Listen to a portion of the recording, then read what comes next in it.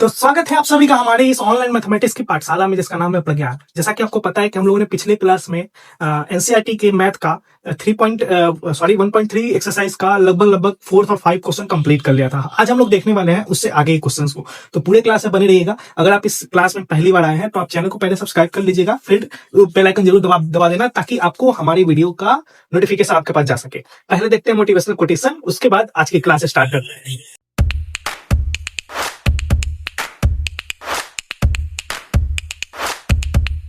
तो आज का पहला क्वेश्चन हमारा कहता है कि how many element has P set A, power of set A if A equal to 5। अगर किसी सेट में कोई 5 एलिमेंट है, इसका मतलब ये होता है कि उस सेट में एक भी एलिमेंट नहीं है, यानी उस सेट खाली है पूरा का पूरा। ठीक है, उसमें कोई भी एलिमेंट नहीं है, एक ऐसा बैग जिसमें कुछ भी नहीं है, वो खाली बैग। तो जब ए में एक सेट में एलिमेंट एक भी नहीं है तो पावर ऑफ ए हम लोग कैसे निकालेंगे? तो पावर ऑफ ए निकालने का हमारा फॉर्मूला होता है, जो मैंने पहले भी बता दिया है, 2 के पावर पी, और a इज इक्वल टू दिया गया है 5 मतलब ये 5 मतलब अपने आप में भी एक बैग है, लेकिन उस बैग में कुछ नहीं है। तो अपने आप में एक बैग है तो उस बैग में कुछ नहीं है, तो कितने एलिमेंट है? एलिमेंट कितने हैं? एलिमेंट 0 है। हमारे एलिमेंट का नंबर क्या है? 0 है। अब यहाँ पे अगर p इक्वल टू, अगर 2 के पावर p इक्वल टू अगर हम 0 रख दे तो किसी भी नंबर के पावर 0 क्या होता है? 1, यानी कि जो हमारा पावर ऑफ एलिमेंट क्या होगा? वो होगा 1। ये आपका आज का आंसर है। ठीक है, आई होप सो कि आपको समझ में आया है। ये कैसे आता है ये मैंने आपको थ्योरी में बता रखा है। अगर आप वो थ्योरी का वीडियो नहीं देखे हैं तो इस वीडियो के डिस्क्रिप्शन बॉक्स में उसका लिंक मिल जाएगा। आप पूरी वीडियो को अच्छे से देखें, थ्योरी को अच्छे से समझे। 2 पार्ट में मैंने बनाया है, दोनों पार्ट बहुत डिटेल से बताया है ताकि आप चीजों को अच्छे से समझ सके। तो इसको नोट कर लीजिए, अगले क्वेश्चन पे चलते हैं। अगले क्वेश्चन में जाने से पहले हमें कुछ टॉपिक समझना होगा, जिसमें से टॉपिक का नाम है इंटरवल। अब ये इंटरवल होता क्या है?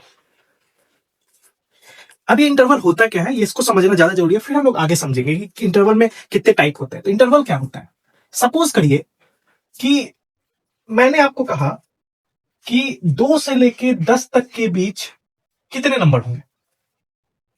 ठीक है, तो जब हम लोग किसी 2 पॉइंट्स के बीच में नंबर्स की बात करते हैं या फिर लेटर्स की बात करते हैं तो इसको हम लोग इंटरवल कहते हैं। मतलब कि इसके और इसके बीच में जो भी चीजें आएंगी वो इंटरवल होगा।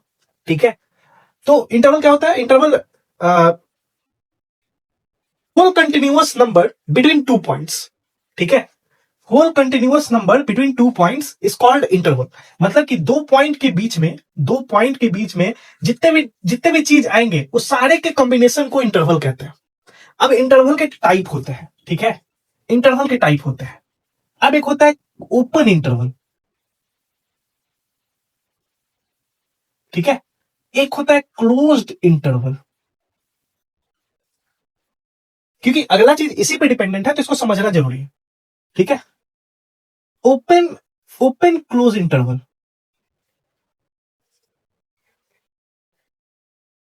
ओपन क्लोज इंटरवल और क्लोज ओपन इंटरवल,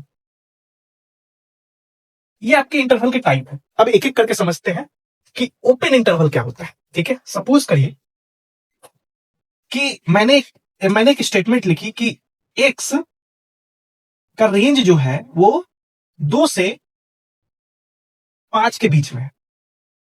इसका मतलब क्या है? इसका मतलब यह है कि एक्स जो लाई कर रहा है वो 2 से और 5 के बीच में लाई कर रहा है, लेकिन ना ही वो 2 है और ना ही वो 5 है।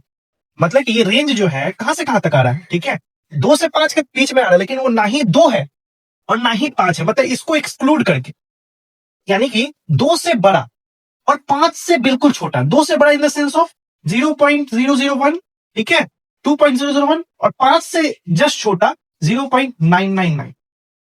ठीक है, ना ही 5 ना ही 2, इसके बीच में जो नंबर है 2 से जरा सा बड़ा और 5 से जरा सा छोटा, वो क्या होगा? एक इंटरवल होगा। ठीक है, एक इंटरवल होगा। इस तरह के इंटरवल को ओपन इंटरवल कहते हैं, जिसमें हम लोग जो नंबर्स दे रहते हैं उसको एक्सक्लूड करके नंबर्स को लिखते हैं। ठीक है, एक पहचान और भी है। ठीक है, पहचान ये है कि लेस देन होगा, सॉरी ग्रेटर देन होगा, लेस देन होगा, इक्वल का साइन नहीं होगा इसमें। दूसरा वाला समझेंगे तो और ज्यादा अच्छे से समझ में आएगा। इसको हम लोग लिखेंगे कैसे? इसको हम लोग लिखेंगे, ठीक है, 2 5, इसको इस तरीके से लिखेंगे। ये हमारा जो साइन है ये ओपन इंटरवल का साइन है। ठीक है, ये जिसको हम लोग स्मॉल ब्रैकेट कहते हैं वो हमारा ओपन इंटरवल का। क्लोज्ड इंटरवल क्या होता है अब थोड़ा समझिए। मैंने इसी को इस तरीके से लिख दिया। इसका मतलब क्या हुआ कि दो से बड़ा और इक्वल मतलब दो भी, इक्वल का मतलब दो भी, दो से बड़ा और इक्वल, पांच से छोटा और इक्वल मतलब कि पांच भी। आई बात समझ में कि इन दोनों के बीच में जो जो इंटरवल है वो तो होगा ही होगा, प्लस दो भी और पांच भी इंक्लूड होंगे, तो वो इंटरवल जो होगा क्लोज इंटरवल होगा। और इसको लिखने का तरीका जो होगा वो इस तरीके का होगा, इस तरीके का। ठीक है, ये क्लोज्ड इंटरवल है। क्लियर? ओके, समझ में आ रहा है? नहीं समझ आ रहा है तो कमेंट बॉक्स में पूछना और वीडियो को रिपीट करके जरूर देखना। अब एक और स्टेटमेंट लिख रहा हूं, ये तीसरा स्टेटमेंट। तीसरा स्टेटमेंट में ये बताया जा रहा है कि दो से बड़ा और पांच से इक्वल और छोटा, पांच से इक्वल और छोटा। इसका मतलब ये है कि एक तरफ से हमें दो नहीं लेना है, दो को एक्सक्लूड करके चलना है क्योंकि दो से बड़ा लेना है। ठीक है, तो वैल्यू कहां से शुरू होगी? 0.001 से। और यहां पर बताया जा रहा है कि पांच के बराबर या छोटा, तो पांच ही लेंगे। क्यों लेंगे छोटा? पांच ही लेंगे। तो ये हमारा रेंज क्या हो गया? ये जो चीज बता रहा है ये एक तरफ से क्लोज बता रहा है और एक तरफ से ओपन बता रहा है। तो ये जो सिस्टम है हमारा, ये वाला, ये हमारा थर्ड है, ओपन क्लोज्ड इंटरवल, जिसमें हमें दो एक्सक्लूड करना है, पांच को इंक्लूड करना। ठीक है, उसके बाद तीसरा पे चलते हैं। इसको हम लोग ऐसे लिख सकते हैं, ठीक है, ऐसे 2 5 ब्रैकेट। ठीक है, ये है हमारा तीसरा नंबर, ओपन क्लोज इंटरवल। अब बचा है क्लोज ओपन इंटरवल। अब इसको हटा के मैंने यहां पे लगा दिया। अब देख रहे हो यहां का मतलब क्या है? इसका मतलब ये है कि दो से बड़ा और इक्वल मतलब दो को भी इंक्लूड करना है, पांच से छोटा, पांच को एक्सक्लूड करना है, पांच को लेना नहीं है। तो हमारा जो ये सिस्टम बनेगा कुछ इस तरीके का बनेगा, 2 और 5। तो ये जो हमारा लिखने का तरीका है ये है क्लोज ओपन इंटरवल। आई बात समझ में? ठीक है, आई होप सो कि समझ में आ गया होगा इंटरवल क्या होता है। मैंने आपको बताया, ठीक है, कि इन दोनों के बीच में जो जो नंबर आएगा उसी को इंटरवल कहते हैं। ठीक है, और इंटरवल के टाइप होते हैं जिसमें चार टाइप मैंने आपको बताया है। ठीक है, इसको थोड़ा सा नंबर लाइन पे भी देख सकते थे, लेकिन छोड़िया टाइप नंबर लाइन का जरूरत नहीं है। बट ये चीजें समझ में आई है ना? आई होप सो समझ में आई होंगी। ठीक है, तो हम लोग अब क्वेश्चन को देखते हैं क्योंकि ये क्वेश्चन इसी से डिपेंडेंट था। ओके, तो आइए इस क्वेश्चन को समझते हैं। क्वेश्चन है write the following as a interval. तो आपको सबको क्या है? इंटरवल के रूप में लिखना है। पहला क्वेश्चन देखते हैं, क्या है? X such that x belongs to R, R मतलब real number. Okay, -2 less greater than x less than equal 6। अभी मैंने आपको बताया था, अगर आपने वो नहीं देखा है वीडियो को पीछे करके आप देख सकते हैं। तो इसको हम लोग कैसे इंटरवल में लिख सकते हैं? ये आपका देखो, आपका मतलब कि इसका इससे बड़ा यानी सेंस ऑफ कि ये नहीं लेना है, तो हम कैसे लिखेंगे? एक तरफ ऐसे लिखेंगे और दूसरा क्या लेना है? 6 लेना है। तो ये आपका क्लोज हो जाएगा, क्योंकि इक्वल लेना है। तो आपका ये बन गया इंटरवल। ठीक है, ये इंटरवल बन गया आपका। उसके बाद इधर देखो आप, ये वाला क्वेश्चन इधर कह रहा है x such that x belongs to R यानी रियल नंबर। ठीक है, -12 ग्रेटर देन लेस देन -10। अब ये दोनों में देखो आप इक्वल टू नहीं लगा हुआ, यानी कि दोनों के दोनों क्या है? ओपन इंटरवल है, यानी कि -12 और -10 ये ओपन इंटरवल। ओके, चलो ओके। तीसरा, x such that x belongs to R 0 greater than equal less than 7। तो ये क्या हो जाएगा? एक तरफ से क्लोज हो जाएगा और एक तरफ हो जाएगा ओपन। तो ये कौन सा हो गया? Close open interval. ठीक है, और ये वाला क्या बनेगा? ये वाला बनेगा हमारा x such that x belongs to R. ठीक है, थ्योरी मैंने बताया इससे पहले, आप उसको देख सकते हैं पलट के। उसके बाद यहां क्या बनेगा? देखिए दोनों में इक्वल है, तो यहां पे बन जाएगा आपको दोनों तरफ क्लोज। ठीक है, यानी कि 3, ये आपका जो है आंसर है। ठीक से देखिएगा, आपको ये चीज कैसे लिखा है मैंने इससे पहले, जस्ट पहले मैंने बताया है। अगर आप अभी वीडियो पे आए हैं, वीडियो को पीछे करके आप इसको देख सकते हैं कि कैसे होता है। मैंने सारी चीजें बताई है। आगे बढ़ते, ये आपका ओपन है इस तरीके से, ये दोनों ओपन है, ये ओपन क्लोज है, ये पूरा क्लोज है। ठीक है ना, ये पूरा क्लोज है। ठीक है, ये चीज है। लो नोट कर लो, अगले क्वेश्चन पे चलते हैं। तो हमारा अगला क्वेश्चन है write the following interval in a set builder form. तो हमें इन सभी को सेट बिल्डर फॉर्म में लिखना है, यानी कि इससे पहले वाले क्वेश्चन में जो क्वेश्चन था तो हमने आंसर बनाया था इस तरीके का, अब हमें इस तरीके का ही उस क्वेश्चन बनाना है। तो इसको कैसे लिखेंगे? हम देख रहे हैं ये दोनों तरफ ओपन इंटरवल है, तो इसको कैसे लिखेंगे? इसको लिखेंगे x such that x belongs to R. ठीक है, belongs to R -3 greater than x less than 0। ये आपका सेट बिल्डर फॉर्म बन गया। ठीक है, इसके लिए क्या लिखेंगे? ये दोनों क्लोज है, तो इसके लिए क्या लिखेंगे? X such that x belongs to R. ठीक है, 6 greater than equal x greater than equal 12। लो, ठीक है। उसके बाद इसके लिए क्या लिखेंगे, ये ओपन क्लोज है, x such that x belongs to r, ठीक है, एक तरफ से ओपन है, तो 6 greater then x greater than equal 12, ठीक है। अब इधर हमने इक्वल क्यों लगाया है, ये क्यों ऐसा हुआ है इससे पहले मैंने बताया है, आप उसको देख सकते हैं। अब अगला जो है वो है क्लोज ओपन, -23, तो कैसे लिखेंगे,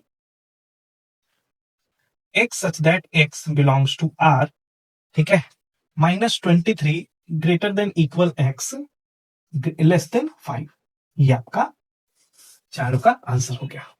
लो, कितना आसान है ना। कोई भी तकलीफ हो कमेंट बॉक्स में जरूर बताना बच्चों, ठीक है। ओके, तो इस एक्सरसाइज का ये हमारा आखिरी क्वेश्चन है और आज का भी, ठीक है, क्योंकि रात्रि काफी हो गई है, 11 बजने वाला, ठीक है। तो हम इस क्वेश्चन को पहले अच्छे से समझते हैं, कुछ चीजें हैं जो समझना जरूरी है, उसके बाद हम लोग इसको सॉल्व करते हैं, ठीक है। क्वेश्चन है, गिवन द सेट्स, कोई सेट ए दिया गया, कोई सेट बी दिया गया, कोई सेट सी दिया गया, which of the following considered as universal set for all, इन तीनों के लिए इसमें से कौन ऐसा है जो हम लोग यूनिवर्सल सेट के रूप में उसको ले सकते हैं। तो सबसे पहले आपको समझना ये होगा कि यूनिवर्सल सेट होता क्या है, ये मैंने बहुत अच्छे से समझाया है हमारे सेट थ्योरी के वीडियो में, तो अगर आप वो वीडियो नहीं देखे हैं तो आप देख लीजिए, वरना देख लेंगे तो अच्छा ही होगा, वरना मैं यहां भी बताने वाला हूं आपको। यूनिवर्सल सेट क्या होता है समझिएगा, ठीक है। कोई सेट, कोई भी सेट किसी एक सेट से पूरा का पूरा निकल के आए तो उस सेट को यूनिवर्सल सेट कहते हैं। मान लीजिए कोई सेट ए दिया गया है 1 2 3, कोई सेट बी दिया गया है, ठीक है ना, 4 5 6, और एक यूनिवर्सल सेट है जिसमें आपको दिख रहा है 0 1 2 3 4 5 6 7, इस तरीके से। तो आपको एक चीज साफ साफ दिख रहा होगा कि ये दोनों, इन दोनों में से ही निकल गए, क्योंकि इसके एलिमेंट इसमें मौजूद है, इसके भी एलिमेंट इसमें मौजूद है।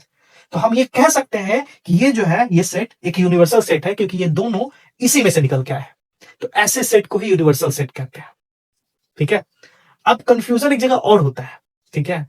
अब हम लोग जब सबसेट पढ़ते हैं ना, या फिर यूनियन पढ़ते हैं, तो हमें यूनियन भी यही पता चलता है कि यूनियन भी दोनों को मिलाएंगे तो यही आएगा। तो यूनियन अलग होता है, ठीक है, वो अलग है, हम पढ़ेंगे उसके बारे में। पहले हम लोग ये समझते हैं यूनिवर्सल सेट क्या होता है। यूनिवर्सल सेट एक ऐसा सेट जिसमें से बाकी सारे सेट निकल के आते हैं, वो सेट जो होता है यूनिवर्सल सेट होता है। अब थोड़ा सा क्वेश्चन को देखते हैं। ए दिया गया 1 3 5, बी दिया गया 2 4 6, सी दिया गया 0 1 2 4 6 8। अब आप मुझे बताइए कि इन चारों ऑप्शन में से ये सभी के सभी जो है एलिमेंट किस में मौजूद है।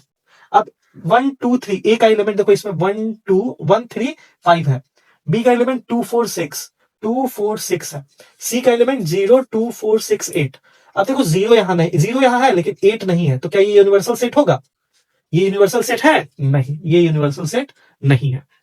भाई कभी भी यूनिवर्सल सेट नहीं होता है, तो ये अपने आप में कैंसिल होगा, क्योंकि कोई एलिमेंट है ही नहीं। जब है ही नहीं तो बात ही खत्म होती है, ये सब है ही नहीं उसमें, ठीक है। तीसरा में गौर करिए, 1 3 5 है, ठीक है, 2 4 6 है, ठीक है, ओके, 0 2 4 6 8, 0 2 4 6 8 ये भी है।